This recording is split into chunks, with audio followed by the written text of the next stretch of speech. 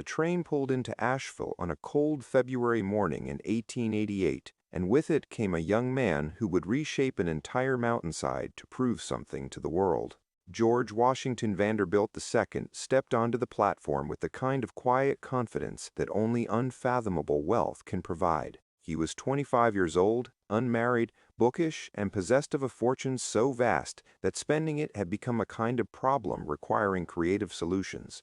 The mountains of western North Carolina stretched before him, ancient and indifferent, their slopes covered in timber and mist. He looked at them and saw something else entirely. He saw what he could make them become.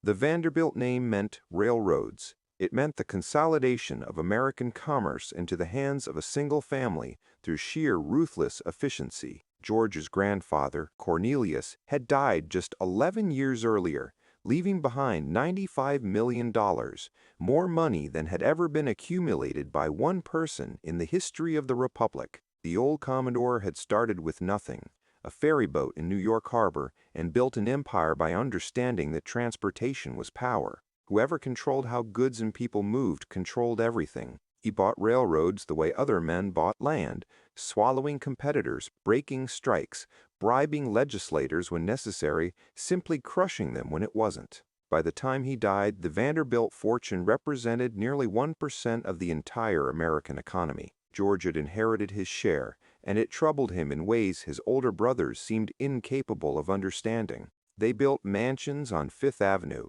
competing with one another in displays of European opulence, transplanted to Manhattan's bedrock, marble from Italy, tapestries from France, ballrooms that could hold 1,000 guests dressed in costumes that cost more than a laborer would earn in 10 years. George had attended these parties, had watched the same faces enact the same rituals of excess, and felt the deepening sense that something more was required of him. Not morality exactly, but legacy.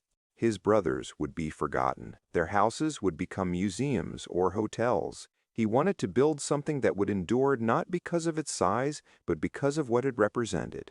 The land he began purchasing around Asheville was not virgin wilderness. That was a fiction he would later allow others to believe. These mountains had been logged extensively, their old-growth forests stripped away by companies that saw timber as profit and nothing more. What remained was scarred hillside, eroding soil, and the ghosts of trees that had stood for centuries before falling to the saw. The people who had done this work, who had lived in rough camps and sent logs down the mountain on rail lines built for that single purpose, had moved on to other jobs or other mountains. Some remained in small settlements, scratching out subsistence from land that had been depleted. George bought their holdings parcel by parcel until he controlled nearly 125,000 acres. It would be the largest private estate in America. He hired Frederick Law Olmsted, the man who had designed Central Park, to make sense of the land. Olmsted arrived and immediately understood that what George wanted was impossible. You could not simply impose a European estate on the American South. The climate was wrong, the topography uncooperative, and most importantly, the land had been too damaged. Olmsted walked the property for weeks, documenting the erosion, the depleted soil, the way rain carved new gullies into hillsides that had lost their anchoring roots. He told George that before anything else, they would have to heal the land itself. Reforestation on a scale never attempted in America. Scientific forestry, a concept barely understood outside of Germany. It would take decades, and George would never see the full result. George agreed without hesitation. This was exactly the kind of project that justified the fortune he had inherited, not merely spending but transformation, not consumption but creation. He hired Gifford Pinchot, a young Yale graduate who had studied forestry in Europe, to oversee the replanting of the forest. Pinchot arrived with theories and diagrams, plans for sustainable timber management that ran counter to every practice then common in American logging. The forest was not a resource to be extracted and abandoned, but a renewable system that could provide indefinitely if managed with patience and science. It was a radical idea in 1891, and it would eventually form the intellectual foundation for the entire American conservation movement. But that would come later. First, the trees had to be planted, one at a time, across thousands of acres. For the house itself, George hired Richard Morris Hunt, the most prominent architect in America, a man who had trained at the École des Beaux-Arts in Paris and understood how to translate European grandeur into American terms. Hunt was 64 years old when he took the commission, at the peak of his powers and reputation. George told him he wanted a château, something like the Loire Valley estates he had visited and admired. Hunt designed something even more ambitious, a 250-room mansion in the style of the French Renaissance, with a footprint larger than 4 acres. It would have a banquet hall with a 70-foot ceiling, a library to hold 23,000 volumes, an indoor swimming pool, a bowling alley, and conveniences like electric lights and central heating that were still novelties even in the finest homes. The scale was almost incomprehensible. This was not a house. This was a statement about what private wealth could accomplish when unrestrained by anything except imagination. Construction began in 1889, and it would continue for 6 years. The project required a workforce that, at its peak, numbered over 1,000 men. They came from the surrounding region, farmers and laborers looking for wages in an economy that offered few opportunities. They built a railroad spur to bring in materials, limestone from Indiana, marble from Italy, oak and walnut from forests that had somehow survived the earlier logging. A brick kiln was constructed on the property to produce the millions of bricks needed, a woodworking shop, a forge, a stone-cutting yard. The estate became its own industrial site, a concentrated effort to reshape raw materials into something that would stand for centuries.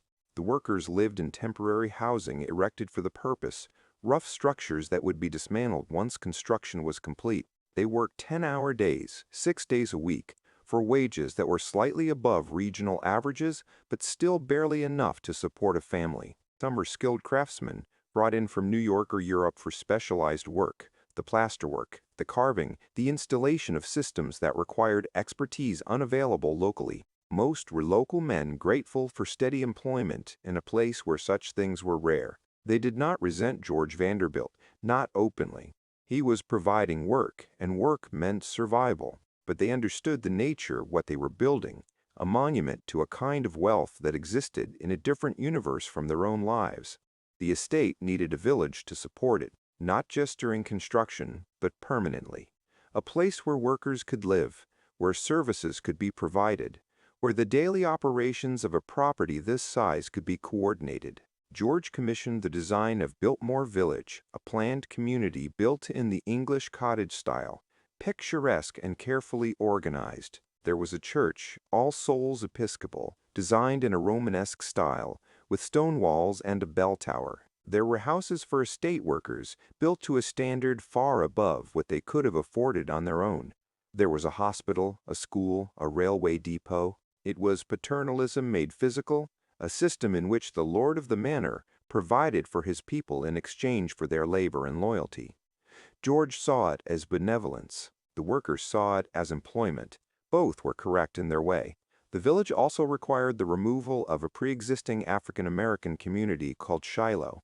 These families had lived on the land for decades, some since just after the Civil War, building their own lives on ground that had never been formally deeded to them, but which they considered theirs by right of occupation and work. When George's agents began purchasing the land, the residents of Shiloh were offered compensation, modest sums that did not account for the emotional or historical value of being displaced. Most took the money because they had no choice.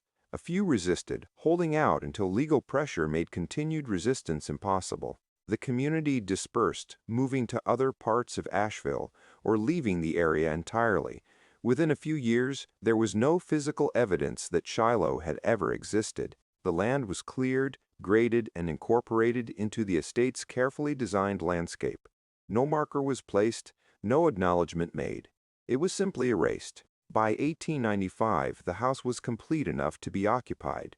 George hosted his first Christmas there, a private affair with family and a few close friends. The scale of the interior was overwhelming even to people accustomed to wealth. The banquet hall rose to a vaulted ceiling supported by oak beams, tapestries hanging from the walls, a triple fireplace large enough to burn logs the size of tree trunks. The library held not just books but globes, maps, ladders on rails to reach the upper shelves. The winter garden, an enclosed conservatory filled with palms and ferns, created a tropical microclimate in the heart of the North Carolina mountains. It was unlike anything else in America, and that was precisely the point. George had built something singular, unrepeatable, a private world governed entirely by his own aesthetic vision. The servants who made this world function numbered in the dozens.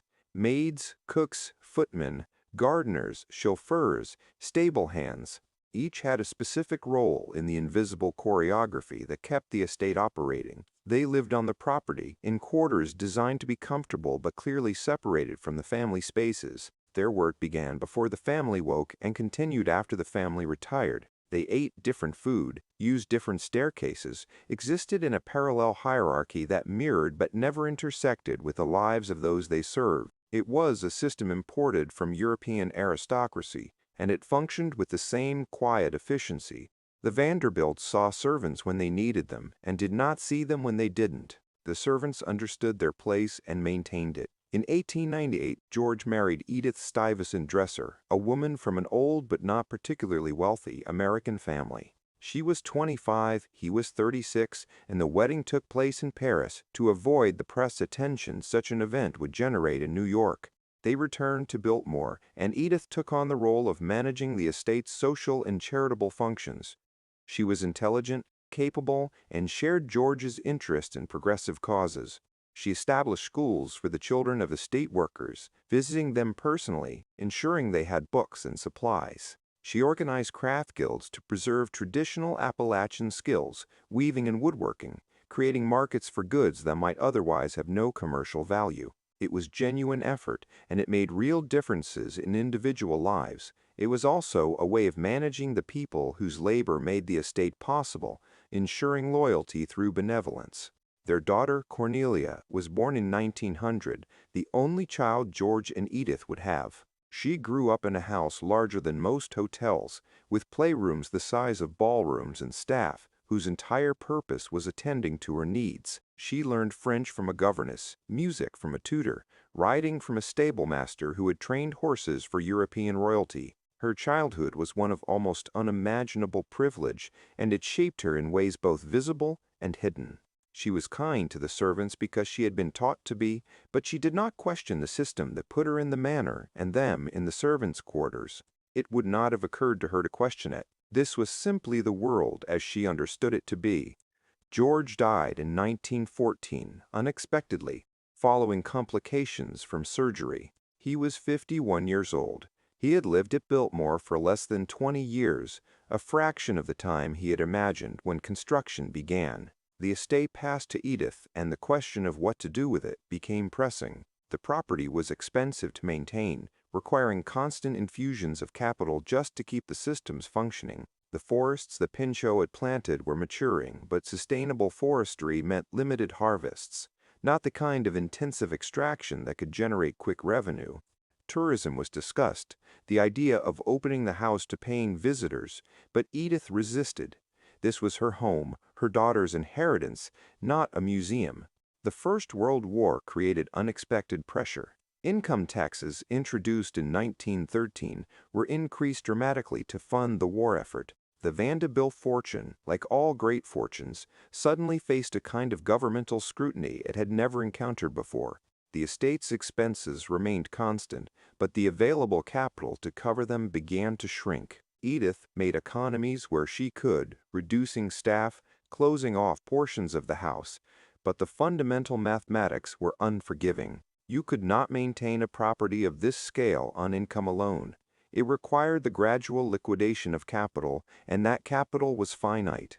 In 1930, Edith made the decision to sell a significant portion of the estate's land to the federal government. More than 86,000 acres were transferred to the newly created Pisgah National Forest. The sale generated immediate revenue and reduced the tax burden on the remaining property, but it also meant surrendering George's original vision of a private, self-contained domain.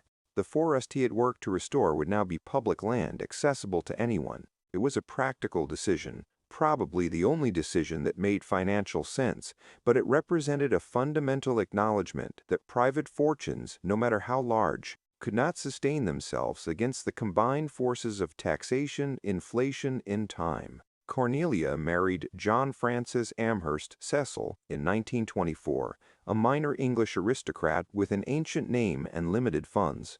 The wedding took place at All Souls Church in Biltmore Village, and it was a spectacle that drew national attention. 1,000 guests, floral arrangements shipped from New York, a reception that lasted into the night. It was the kind of event the Vanderbilts had always excelled at, a performance of wealth and status that reminded everyone of the family's position.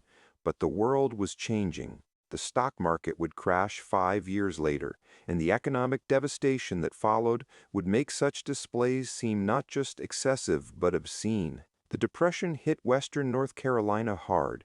The textile mills that had provided employment began closing or reducing shifts. Farms that had operated on marginal land failed entirely as prices for crops collapsed. Families that had lived in the region for generations packed what they could carry and left for cities where they had heard there might be work. Biltmore Estate, insulated by residual wealth and Edith's careful management, survived, but it existed in increasingly stark contrast to the surrounding poverty. The servants who worked there were among the fortunate ones, with steady employment and housing, but even they understood that their security depended on the continued willingness of the Cecil family to maintain a lifestyle that was becoming economically untenable. The decision to open Biltmore to the public came in 1930, a direct response to financial necessity. Edith had resisted for years, but the numbers were undeniable. The estate required revenue that could not be generated through forestry or agriculture alone. Tourism offered a solution, though it meant fundamentally changing the nature of what Biltmore was. No longer a private home, but attraction, a place where strangers could pay for the privilege of seeing how the very wealthy had once lived. The first tours were tentative, limited in scope. Visitors ushered through a few rooms while the family continued to occupy others. It was awkward and uncomfortable, a compromise that satisfied no one entirely but kept the estate solvent. The Second World War brought a different kind of transformation. The National Gallery of Art in Washington, concerned about the possibility of bombing, sought secure storage for its most valuable works. Biltmore, remote and structurally sound, offered an ideal location. In 1942, paintings and sculptures from the gallery's collection were packed and transported to North Carolina, where they were stored in the music room and other spaces not open to tourists. For several years, Biltmore held works by Rembrandt, Vermeer, and other masters, arguably the finest art collection ever assembled in the American South. It was a secret kept from the public, known only to a small number of officials and estate staff. When the war ended and the artworks were returned to Washington, no marker was placed, no celebration held. It was simply another chapter in the estate's history that would be revealed only decades later. Cornelia's marriage to John Cecil had produced 2 sons, George and William, but the marriage itself deteriorated through the 1930s. Cornelia left Biltmore in 1934, eventually divorcing Cecil and moving to Europe, where she remarried and lived until her death in 1976. She never returned to Biltmore, never reconciled with the place that had defined her childhood. Her sons remained, raised by their father and grandmother, inheriting the responsibility of maintaining an estate that was becoming increasingly difficult to justify in modern America. They had been born into wealth, but it was a diminishing wealth, one that required constant management and adaptation to preserve. The tourist operation expanded slowly through the mid-century. More rooms were opened, guides were trained, promotional materials were distributed to hotels and travel agencies. Biltmore marketed itself as a glimpse into Gilded Age excess, a place where visitors could see how the other half had lived. And they came in increasing numbers, paying admission fees that helped cover maintenance costs and property taxes. But the transformation was not without cost. The house that had been designed for privacy became a space of constant intrusion. Ropes were installed to keep visitors from touching furnishings, surveillance to prevent theft. The intimate spaces where George and Edith had lived became stage sets, recreations of domesticity rather than the thing itself. The servants who had worked at Biltmore during its years as a private residence began to age and retire, replaced by wage employees who understood their role differently. They were not serving a family but managing tourists, answering questions, enforcing rules. The relationship between the estate and its workers shifted from paternalistic hierarchy to standard employment. Better in many ways, more honest certainly, but it meant the end of a particular kind of social arrangement that had defined places like Biltmore for generations. The new workers were unionized, received benefits, worked defined hours. They were employees, not servants, and that distinction mattered. By the 1960s, Biltmore had become one of the most visited private estates in America. But the Cecil family still struggled with the fundamental economics of preservation. The house required constant maintenance. Systems that had been cutting edge in 1895 were now outdated and failing. Roofs leaked, stone crumbled, wood rotted. Each repair was expensive, and the estate's status as a private residence meant it qualified for no government funding. William Cecil, who had assumed primary responsibility for managing the property, made the decision to fully commercialize the operation. A winery was established, using grapes grown on estate land. A hotel was built, allowing visitors to stay overnight. Retail shops, restaurants, event spaces. Biltmore became a destination resort, a business that happened to be housed in a historic mansion, rather than a historic mansion that happened to admit tourists. The transformation was controversial, criticized by preservationists who argued that commercialization degraded the estate's historical integrity. But William Cecil was unapologetic. The choice, as he saw it, was between adapting and losing Biltmore entirely. Property taxes alone were astronomical, and they increased each year as the surrounding land developed. Without revenue from tourism and ancillary businesses, the estate would have to be sold, most likely broken up. The house turned into a museum if it was lucky, a hotel or conference center if it wasn't. The forest would be sold to developers, the village converted to suburban housing. Everything George had built would be dismantled and repurposed. Commercialization, for all its compromises, at least kept Biltmore intact. The people who had lived in Shiloh, the African-American community displaced to make room for Biltmore Village, left no written records of their experience. Their names, if they were recorded at all, appear only in transaction documents, deeds of sale, legal filings. The land they had occupied, the houses they had built, the gardens they had planted, all of it was erased so thoroughly that even pinpointing the exact location of the community is now difficult. Historians working in the 1990s began researching the displacement, interviewing descendants, examining property records, trying to reconstruct what had been lost. What emerged was a picture of a community that had been self-sufficient and close-knit, built by people who had come to the area as freed slaves or their children, who had cleared land and built homes and established lives. They had churches, schools, social networks. And then they had nothing, scattered across Asheville and beyond, the coherence of their community destroyed to make way for a village designed to look quaint and timeless. In 2003, All Souls Church, the Episcopal congregation that George Vanderbilt had built in Biltmore Village, installed the plaque acknowledging the displacement of Shiloh. It was a small gesture, a single stone marker with text explaining what had happened. Some descendants of Shiloh residents attended the dedication ceremony. Elderly people who had heard stories from their parents and grandparents about the place that had been taken. The plaque did not offer restitution, could not undo what had been done, but it represented a public acknowledgement that had been absent for more than a century. The land Shiloh had occupied was now part of the commercial district of Biltmore Village, shops and restaurants where tourists browsed and ate, completely unaware of the history beneath their feet. The workers who built Biltmore House, the 1,000 men who cut stone and laid brick and carved wood, also left few traces. Some are documented in payroll records, names and wages, but almost nothing else. There are photographs of the construction site, images showing men on scaffolding, groups posing in front of unfinished walls, but the individuals are unidentified. They were considered interchangeable, important only as labor, not as people with their own stories. A few oral histories were collected in later years, interviews with elderly men who had worked on the estate as young laborers, but these accounts are fragmentary and often focused on the mechanics of construction rather than the experience of building something they would never be able to enter as guests. One of the few documented workers was a stone carver named Richard Sharp Smith, a British immigrant who had trained in Europe and worked on several of Hunt's projects. Smith was responsible for much of the ornamental stonework on Biltmore's exterior, the gargoyles and carved details that give the house its Gothic character. He was skilled enough that his work was individually credited, unusual for a craftsman in that era. After construction was complete, Smith stayed in Asheville, establishing his own architectural practice and designing buildings throughout the region. He lived until 1924, long enough to see the estate open to tourists, though there's no record of whether he ever returned to see his work as a visitor rather than a builder. The question of who Biltmore was built for and who it was built by is central to understanding what the estate represents.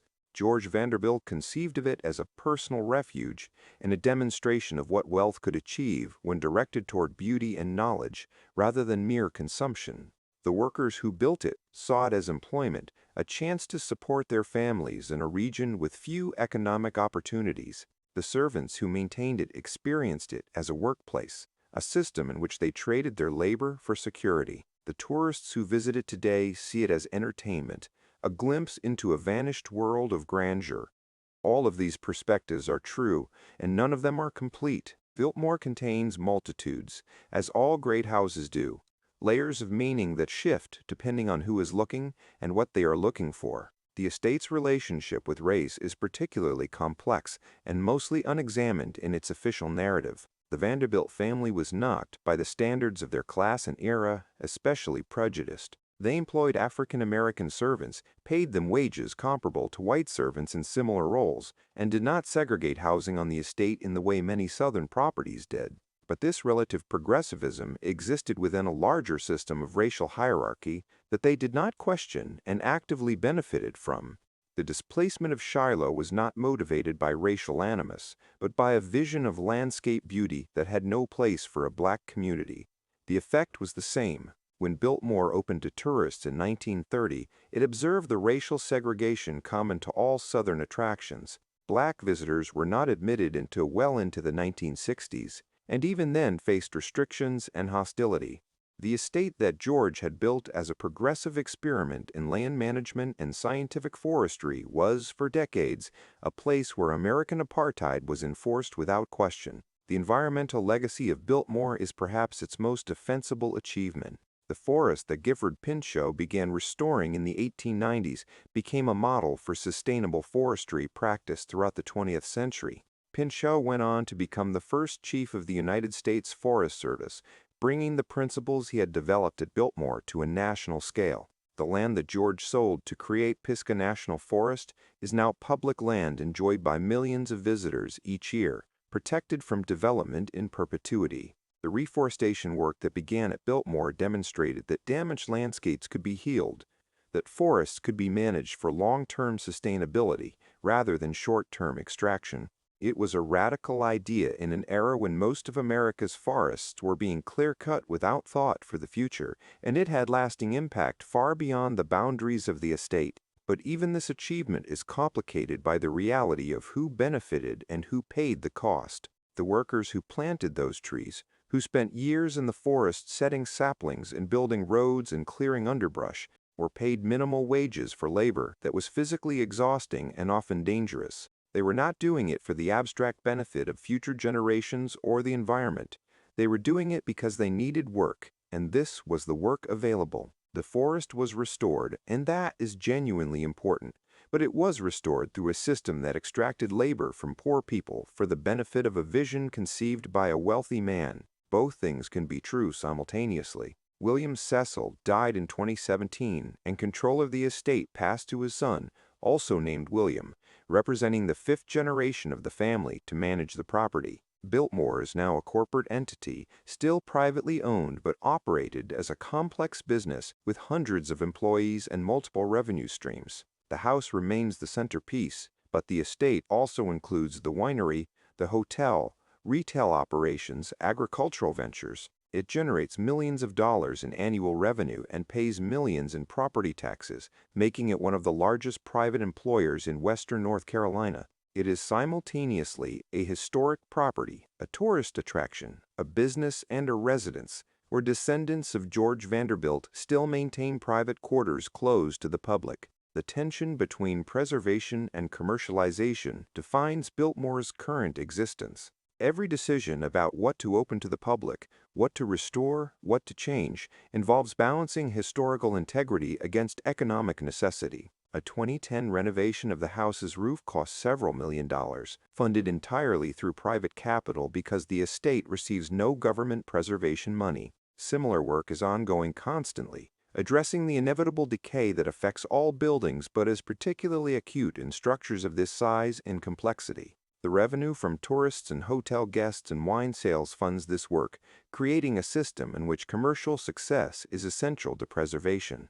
It is the opposite of how George imagined the estate would function, but it is the only model that has proven sustainable. The visitors who tour Biltmore today see rooms restored to their appearance during the Vanderbilt's residence, furnished with original pieces and artifacts from the family's collection. They see opulence and beauty, craftsmanship, and attention to detail.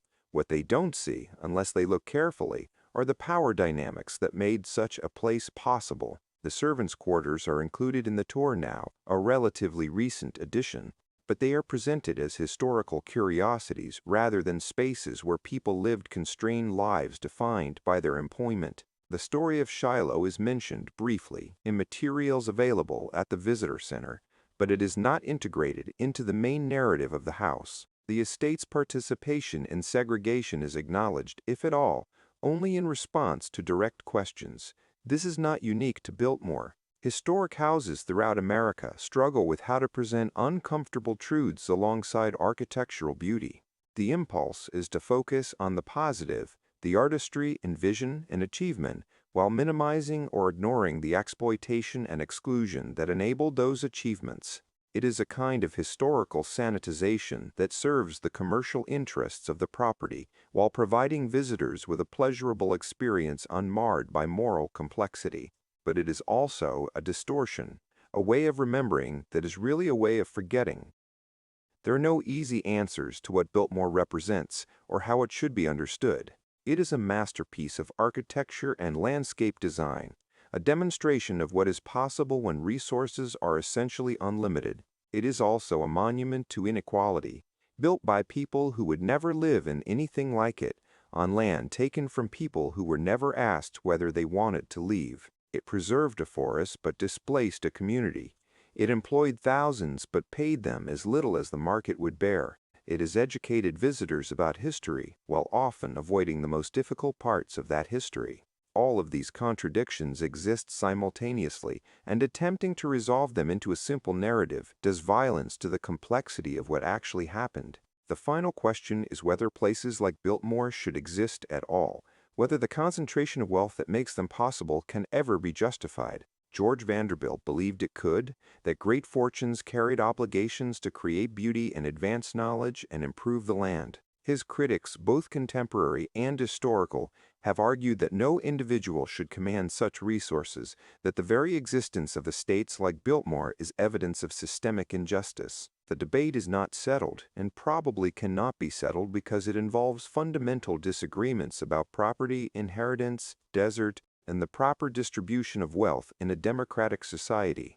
What can be said with certainty is that Biltmore endures, has outlasted the Gilded Age that created it, survived the Depression and 2 world wars and the vast social changes of the 20th century. It stands in the mountains of North Carolina, as it has for more than 120 years, still privately owned, still operated by descendants of the man who built it, still drawing visitors who want to see something extraordinary. The forest around it is largely restored.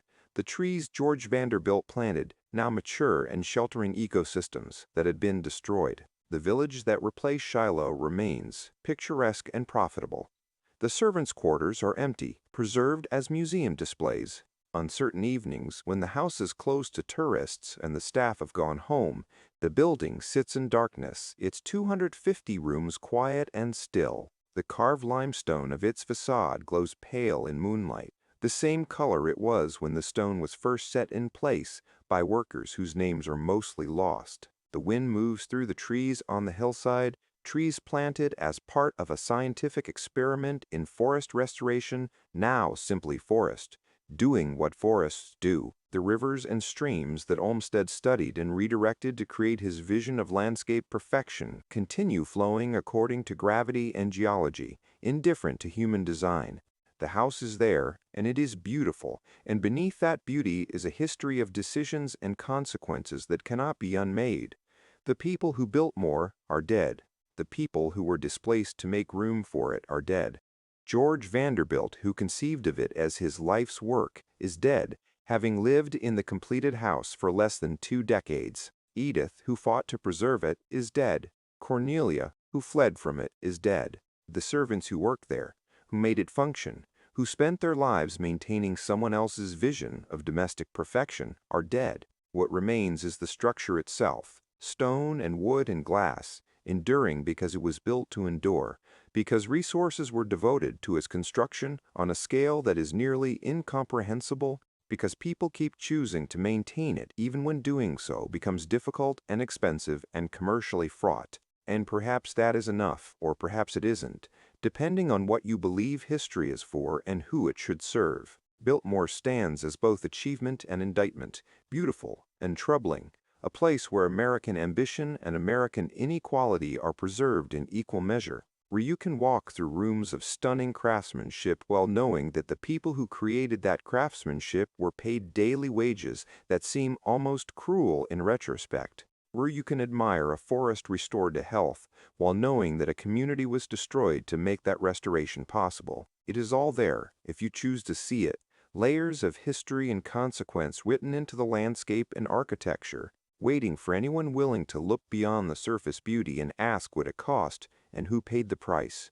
The sun rises over the mountains each morning, and the house is still there, vast and improbable, a château in the American South, built by a young man who wanted to prove that wealth could create something lasting and meaningful. Whether he succeeded depends on what you measure and what you value. The house endures. The forest is restored. The community that was displaced is gone. The workers who built it are forgotten, except as anonymous labor, and visitors keep coming year after year to walk through rooms they will never inhabit and admire beauty they could never afford to create, trying to understand what it means that such a place exists at all and what it costs to make it real. The estate remains, holding its secrets and contradictions, waiting in the mountains as it has for more than a century. What we choose to remember about places like this and what we choose to forget says as much about us as it does about the people who built them. If this story gave you a different perspective on American history and the hidden costs behind grand architecture, consider subscribing to see more explorations of the places and institutions that shaped this country. Share this with someone who appreciates history that goes beyond the surface, and leave a comment with your thoughts on what legacy really means when it's built on such complicated foundations. There are more stories like this, more hidden histories waiting to be examined. Thanks for watching.